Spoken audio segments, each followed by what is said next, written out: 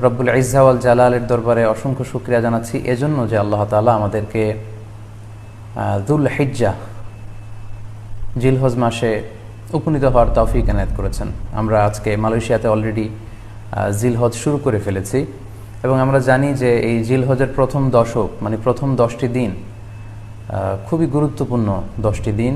আল্লাহ তাআলার কাছে খুবই পছন্দনীয় এই 10 দিনের আমলগুলো, এমনকি জেহাদের চাইতেও বেশি হাদিসে এসেছে।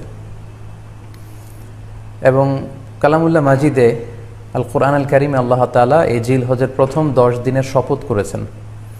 এই 10 দিনের এবাদত আল্লাহ তাআলার কাছে এত বেশি পছন্দনীয় হওয়ার কারণ হচ্ছে এই 10 দিনে আল্লাহ তাআলা উম্মাহাতুল ইবাদাত অর্থাৎ যত মৌলিক এবাদত আছে সবগুলো মৌলিক এবাদতের একটা সমন্বয় করেছেন জিলহজ মাসের এই প্রথম 10 দিনে, যেটা বছরের অন্য কোনো সময় কিন্তু পাওয়া যায় না।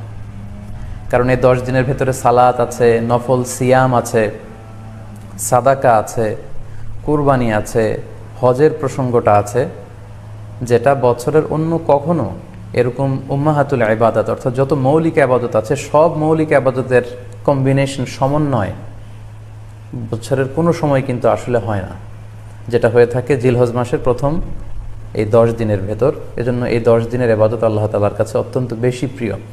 এজন্য আল্লাহ রাসূল সাল্লাল্লাহু আলাইহি ওয়াসাল্লাম এই 10 দিনে যাতে আমরা বেশি বেশি নফল ইবাদত করি আমাদেরকে উৎসাহিত করেছেন। পাশাপাশি আমরা যেন বেশি বেশি তাহমিদ, তাহলিল, তাকবীর দিয়ে এই 10টি দিনকে মুখরিত করে রাখি, এজন্য তিনি আমাদেরকে আদেশ করেছেন। এজন্য এই 10টি দিনে আমরা যেন বেশি বেশি সুবহানাল্লাহ ওয়ালহামদুলিল্লাহ লা ইলাহা ইল্লাল্লাহু আল্লাহু আকবার এই আজকারগুলো যেন আমরা বেশি বেশি পড়ি।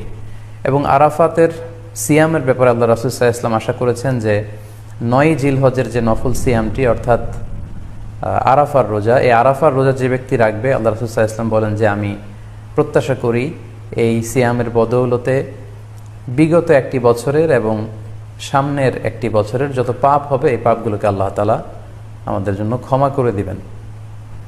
এবং জিলহজের 9 তারিখ ফজর থেকে কিন্তু আমাদেরকে ওয়াজিব তাকবীর পাঠ করতে হয়। আমরা জানি সেটা শুরু হয় আরাফার দিন ফজর থেকে।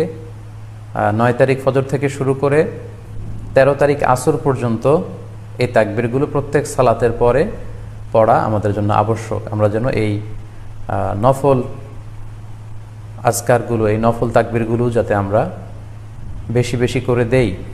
এবং যারা কুরবানি করার জন্য ইচ্ছা পোষণ করেছেন